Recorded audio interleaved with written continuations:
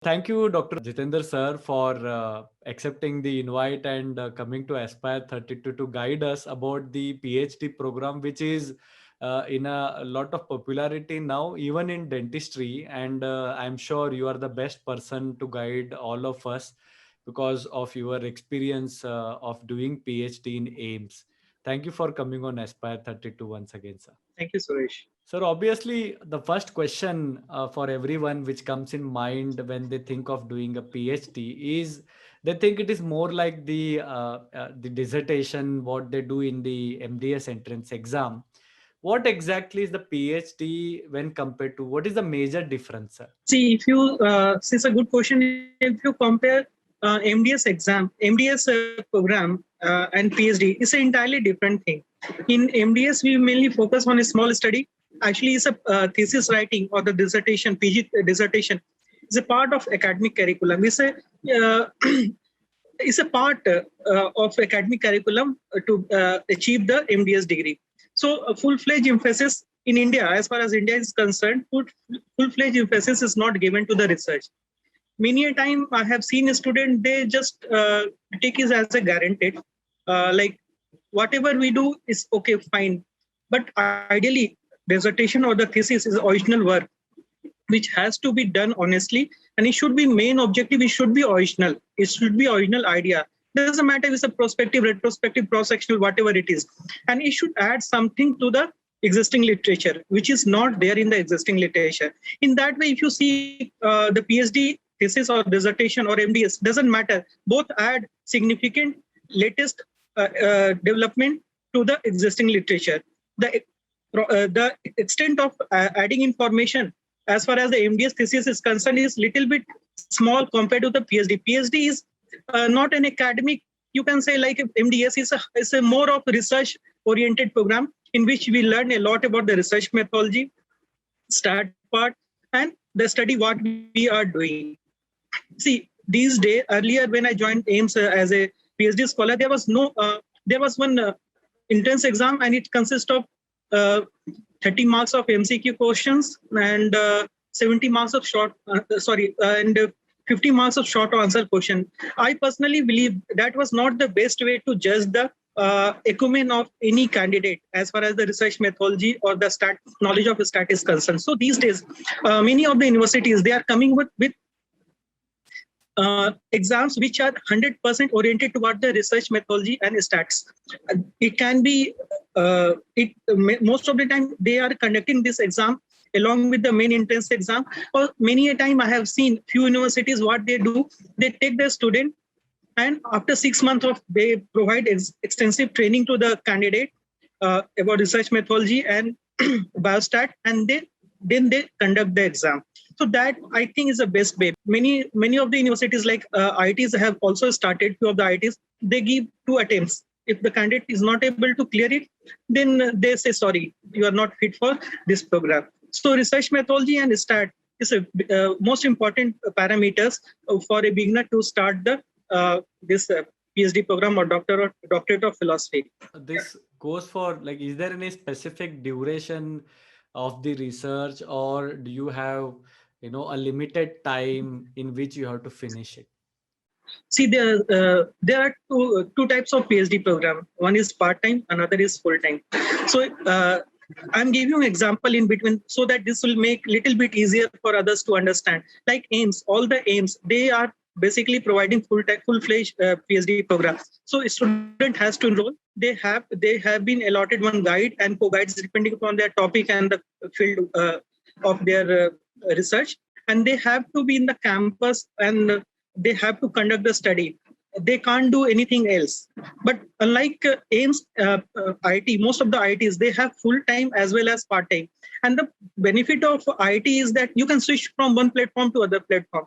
Because many of my friends at IIT, they first start this PhD program as a part-time, but after few years, they feel that it's not feasible for them to complete the PhD. They'll switch to the full-fledged PhD program. So for full-time PhD program, the duration is 3 to 5 years. You have to you can finish it within 3 years, and it can go up to 5 years. If you are extending it by after 5 years, then guide has to take permission from the authorities like dean or the registrar from that particular university so that they can extend the program on the 6-month basis.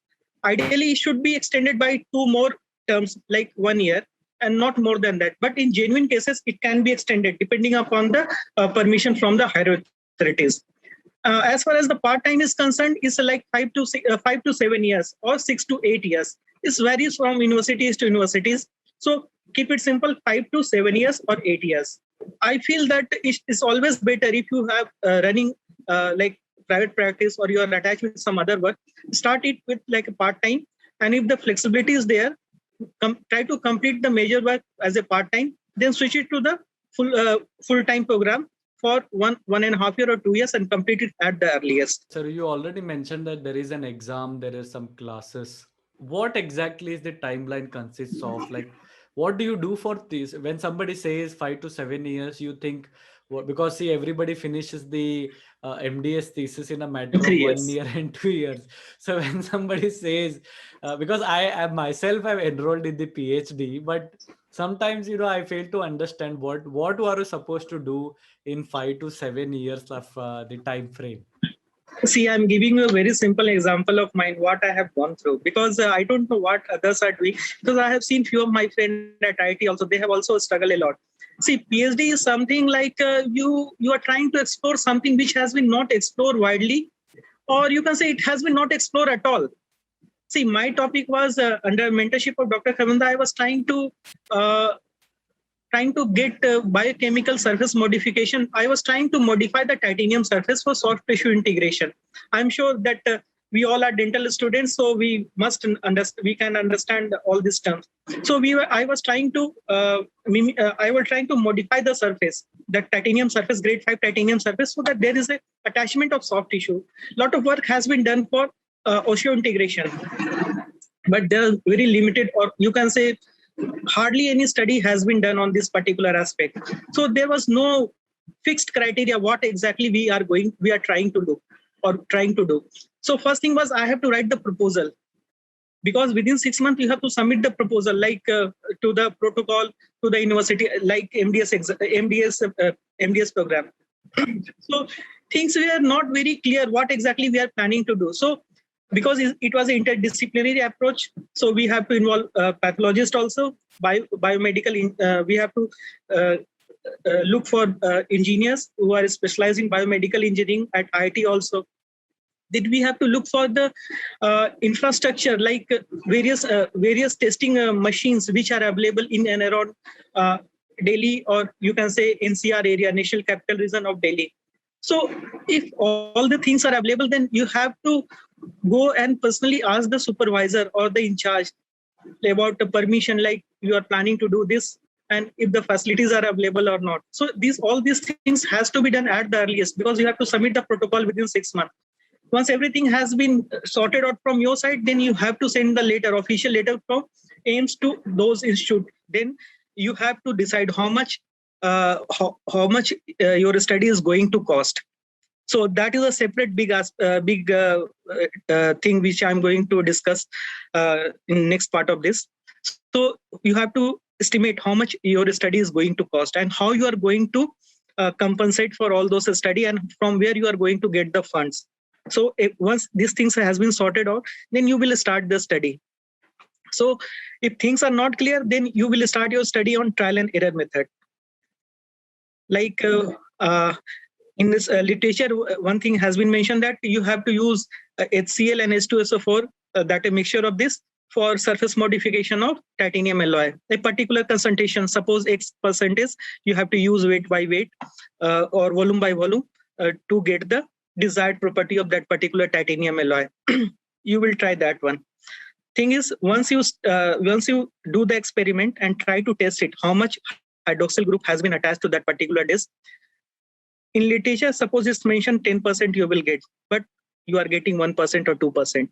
Then you will do like X% they are mentioned, then you will try 5%. So once you check that concentration is not working, then you will discuss with your guide or co-guide, and then you will shift to one concentration higher and one concentration lower, and try to modify the titanium surface.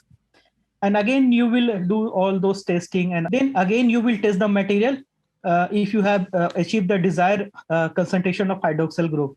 So it looks easy that in one day you will do the testing and all those things. But thing is that one facility is available at one lab. Suppose you are doing the chemical modification at one lab.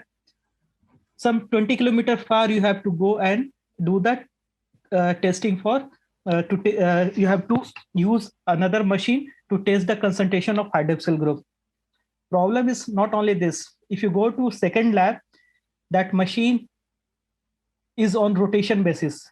One day is under one unit, another day is under another unit. So you have to wait till the day you have spoken to the person whose turn will come. Once you get the machine, you will test the sample. Then you will get the result in the format you are not able to understand. Then you have to sit with the person who knows all those things. There are two ways. What I have learned, you sit with that person, see what he is doing, discuss with him, so that you can learn what, like simple example, I'm giving you X-ray photospectrometry. It's a complex machine, and the result which you will get is not easy to understand. But when you learn it, when you try to put your hand on that software, it will take time, no doubt. For me, it took more than a year or so. So if these days I'm doing anything, and if I'm getting data, I don't have to rely on someone else. So important part of PhD program is try to learn as much as possible. Don't give your work and just go and sleep and think that he will do. Because it's a lifelong learning experience. Once you master the thing, in future, you don't need anyone to help you out. You can do it on your own. Once you get all the data, then again, you have to go back to your guide and co-guide. If you have very good rapport, then it's fine. Otherwise, they will just take their own sweet time. And once it get approved, then you will decide what to do next. So again, same thing will repeat. It's a different thing that for different aspect, you have to do all those things. This is one aspect. Second thing, if you don't have funding, then you are in mess. So always before joining, you decide what exactly you are planning for, and from where you are going to get the money for all these studies. Do you get stipend if you join the PhD courses in this AIIMS and all? Because what you're saying is we have to leave job. Full time means leaving everything and doing it, right? So how do you support the family? In India, things are a little bit different than the other developed country. Here, guide has to apply for the project. Project has been from third-party agency like ICMR, DBT, Department of Biotechnology, Department of Science and Technology, or any other funding agencies. If they have fund, then only they can advertise for the post.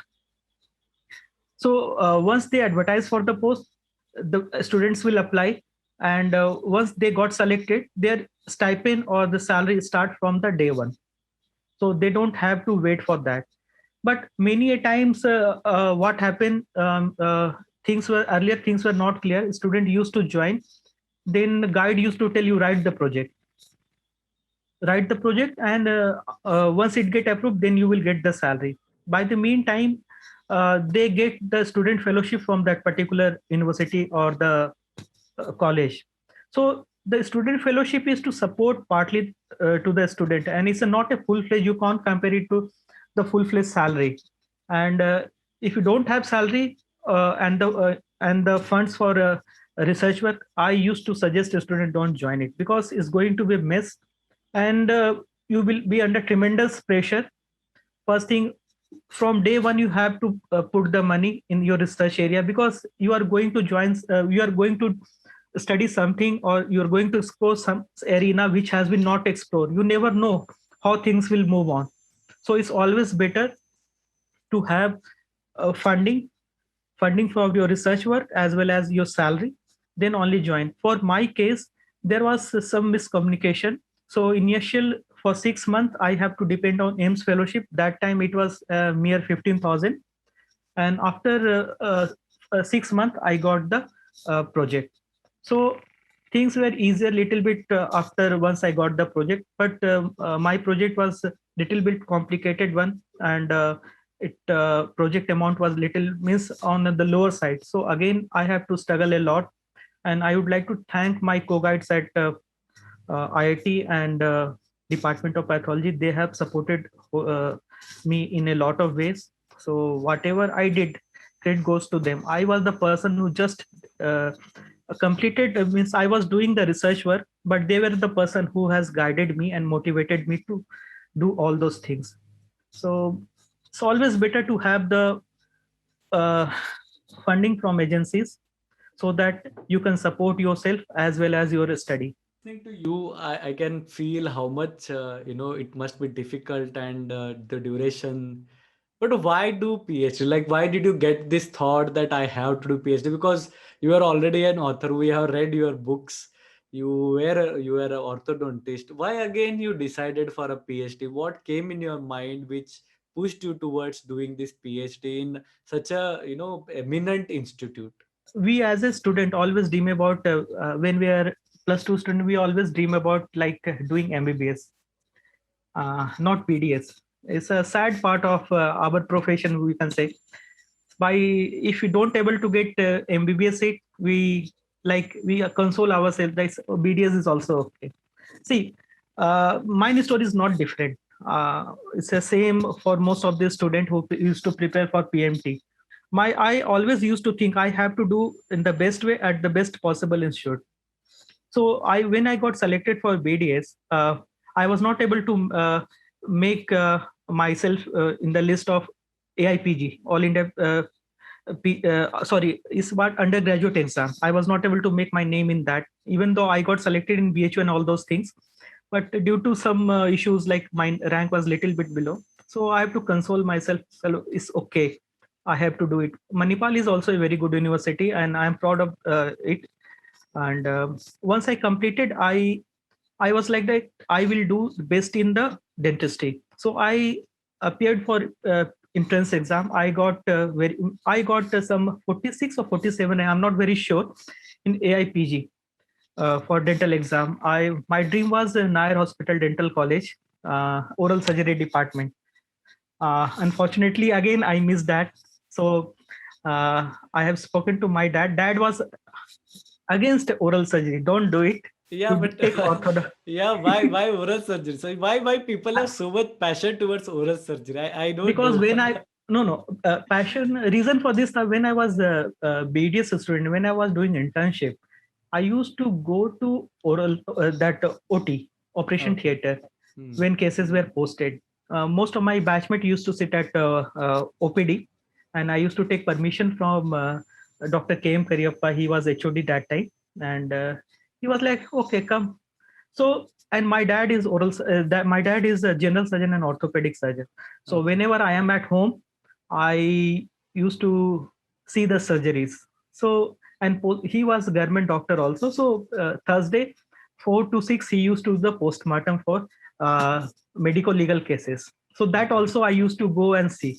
So that touch was there. So I wanted to take the oral surgery, but dad was 100% against that. And he Okay. told that you take ortho. Then I told, see, I'm not getting ortho at good college in government setup.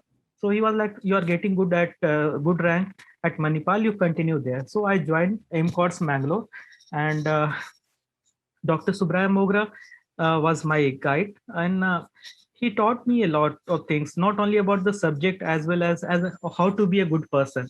I was fortunate enough to be is one of the last batch students, and even these days I used to call him whenever I feel low. So he's always there to help me and boost me up. So when I was doing Manipal, because there was not much scope that time, so I was not a basically I belongs to Bihar or Jharkhand, you can say, and Karnataka was not my parent Right. state. So I Okay. always thinking why not to move or shift towards the north India or towards my hometown. But I was not getting good opportunity, and there was not much. I was even that time I was searching for PhD. Few universities came in my mind, like Pacific University, and like KGMU was planning to start Lucknow. They were planning to start. They have not started. that time option was limited. So in year 2011, I think June or July, I saw the advertisement of AIMS. Like AIMS is conducting PhD program in dental surgery. So I first thing I was like that, shall I pursue or not to pursue? Because I was faculty at AIMCOTS Mangalore, and I was earning. See, PhD program, you never know how things will go. You will get the salary or stipend or not.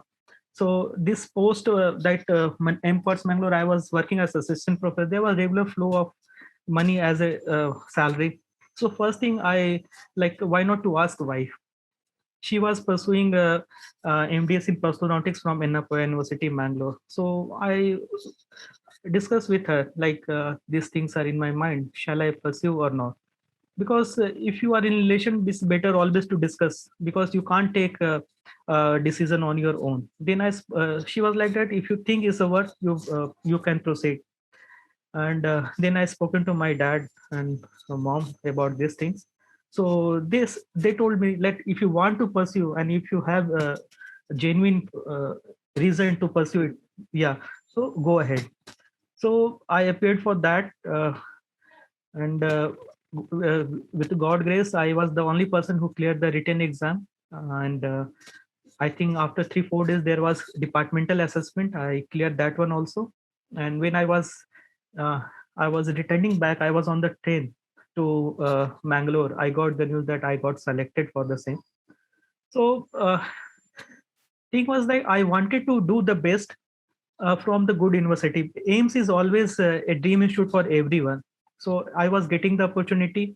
I have heard about Dr. O.P. Kharbanda a lot, and there was a chance or a scope to do something better for myself as well as for the field also. So I thought, why not to try this one?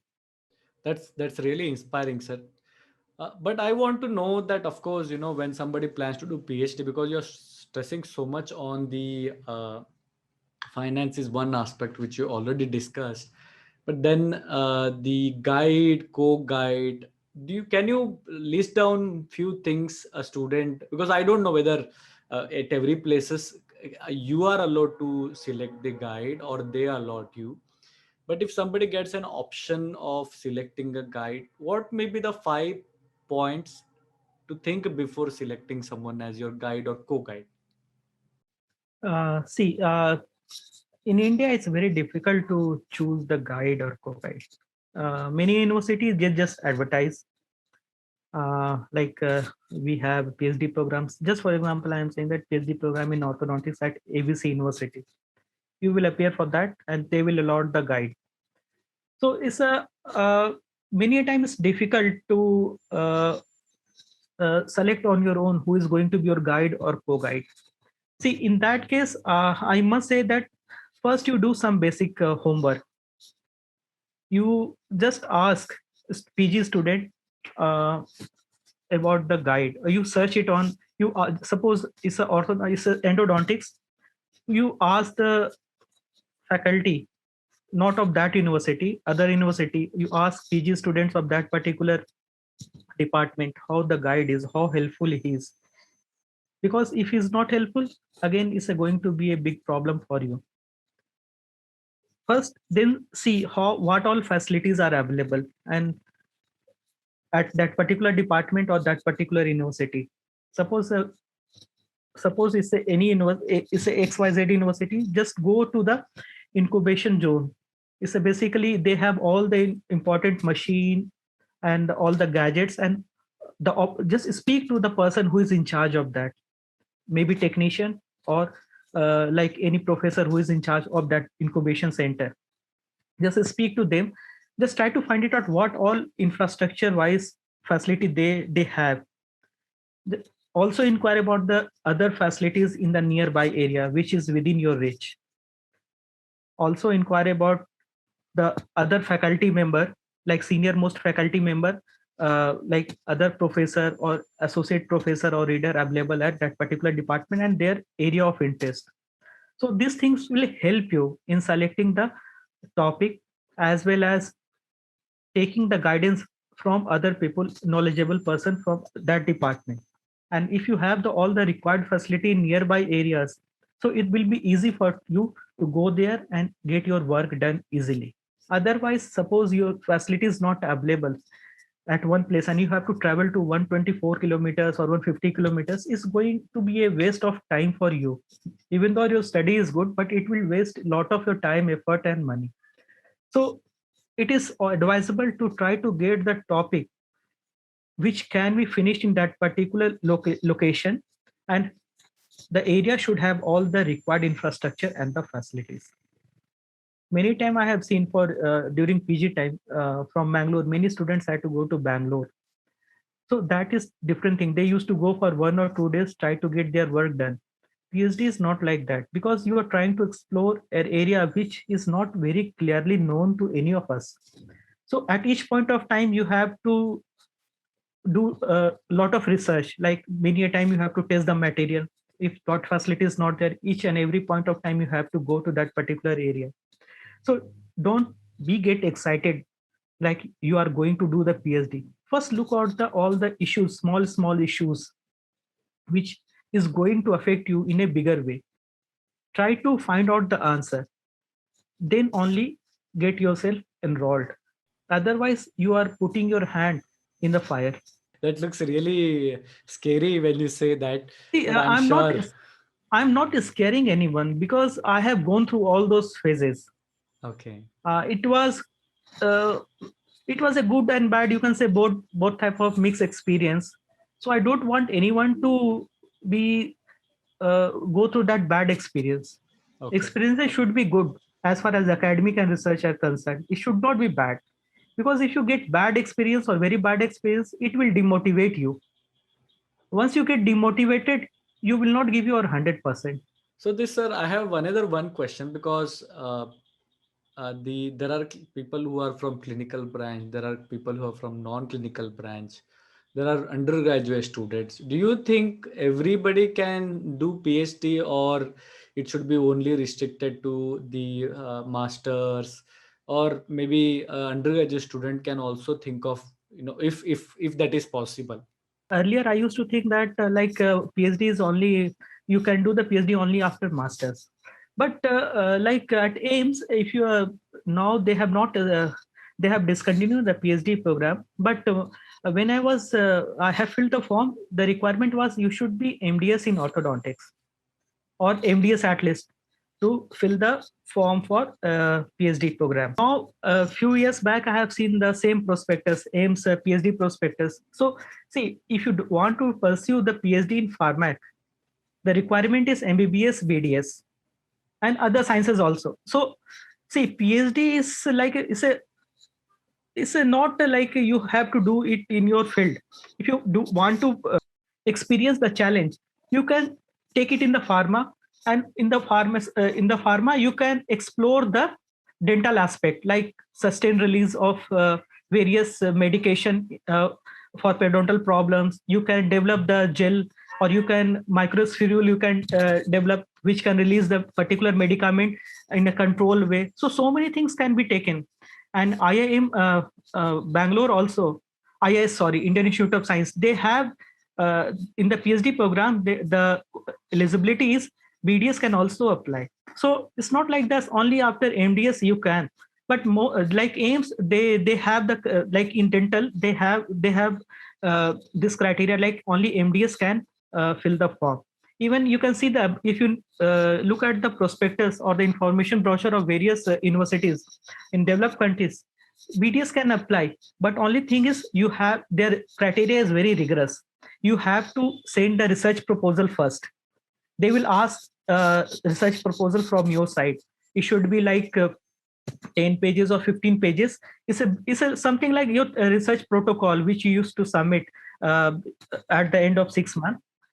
Not even even for MDS is the same, or if your PhD also same. So they first ask they ask you to submit the research protocol, and if it get accepted, then they will send you the invitation to join the program.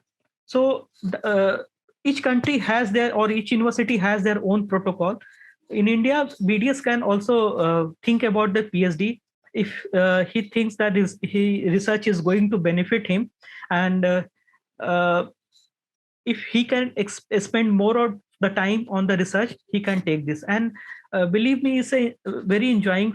You can enjoy if you are doing the genuine research. You will enjoy, and rewards will come. So not only the money, you will get the name, fame, everything if you are doing it genuinely. So yeah, this is my last question to you. That okay, you did the PhD. There are people who are clinical practitioners. Somebody does the PhD, whether they are clinical or they are non-clinical. But what is the ultimate uh, uh, things or opportunities which open up for people who do the PhD? First, I will discuss about the prospect in our country, what you can do after PhD. See, after PhD, you can join as a faculty at dental college, or it can be government or private sector, depending on the vacancy. So the thing is, if you have a PhD, you have research equipment, you can establish the lab in that particular department, and you can explore the idea which you have got during the PhD. See, PhD is not about doing one research and that's all.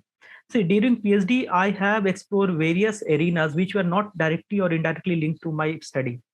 I have tried to, I'm giving one example. I have also tried to explore the laser lift technique, which has been not at all utilized in dentistry. So thing is that that facility is not available, but I have a clear concept. I'm trying to collaborate with other university abroad, and hopefully I will get some good resource person who can help me out. So once you have idea, you can do anything. Second thing is you can join ICMR, Indian Council of Medical Research, as a scientist. There you can have the opportunity to come up with the draft system so that you can improve the research arena in India. So next is you can attach to the technical institute. Suppose if you have done it from biomedical science, there is a scope for attachment to the research institute, like Indian Institute of Science or IIT. You can get attached as a full-time or part-time. So these are few arenas in India which you can think about. Now, a lot of people are doing these days PhD. So Medical Council of India or the government body can make in future that PhD a mandatory for for faculty as assistant professor recruitment and so on. Because at IIT, only PhD with postdoc experience or postdoc experience of 3 years, either from India or abroad, can apply as a assistant professor. And at IIT, assistant professor can take the student, can take a PhD student. But on dental side, that we are lagging back. And thing is, number of PhD teachers are very less as far as dentistry is concerned. And now these days number is coming up, but only thing is that we have to think about the quality. Suppose I am doing it from a B or C grade institute, I will learn nothing. I will just pay the money, I will get the degree. So if you are getting opportunity, always join the best, because you will learn a lot of things, not only doing research or writing the thesis. You will learn about how to think about other related areas. You will get collaboration from other institute, and you will have we will get lot of friends which are working on that particular area. So it's all about like a life experience. It's not just doing research, getting the job and making the money. Second thing is, if you are looking for abroad attachment, all you after PhD you can apply for postdoc fellowship. It's a 2 or 3 years program abroad, and believe me, it's the easiest way to go abroad. So once you have been, your postdoc fellowship has been accepted, then you can do a genuine work at that particular lab, and at the same time you can explore how you can get attachment, permanent attachment, or that particular university or nearby universities. If you give such type of attachment, you have a very vast aspect to explore. You never know what you can do, because this PhD or MDS is training, is not a final thing. It will just expose you to something, and after that you have to think the broader picture, and you have to decide what you want to do. Many a time you start with something and will finish with something else which is more rewarding, and you will get more satisfaction with that. So life is about exploring things. As far as if you think about PhD, it's like you do one research, then you will get some idea about other things. then you try to shift to that particular field, and you keep on trying. So it's all about keep trying and uh, do the best from your side. Those are really inspiring words, sir, and I'm sure the words are really great to conclude this podcast. I want to thank you for your time, and you have spoken from your heart, shared your experiences and all the struggle, positive and negative sides. I once again thank you for your time and coming on. Thank you for coming on Aspire One 32 and more thing I sharing. wanted to Yes, say, yes, Dr. Suresh, there are yes. various aspects which I want to share, but due to various reason, I am not able to, because if if I discuss those things, there will be a lot of controversies. So many things are like that. Everyone has gone through, but due to various reasons, they don't want to try to explain all those areas. And PhD, if you are doing genuinely, is a rewarding experience. You will learn a lot. It's a lifelong experience. And the only thing is you have to be careful about your fundings, careful about the topic which you are going to do, or the area, about guide, co-guide, from where you are collaborating. And these are few things which I wanted to say. Otherwise, you will get mixed experience. Uh, it's like that once you have gone through this path, then only you will realize what exactly it is. Thank you so much, sir. It was really amazing to speak to you. And it is a pleasure because we all have read your books for our entrance exam. And today, I'm sure people who watch this podcast will get a better idea regarding what PhD and what all things has to be kept in mind before you apply to this additional degree.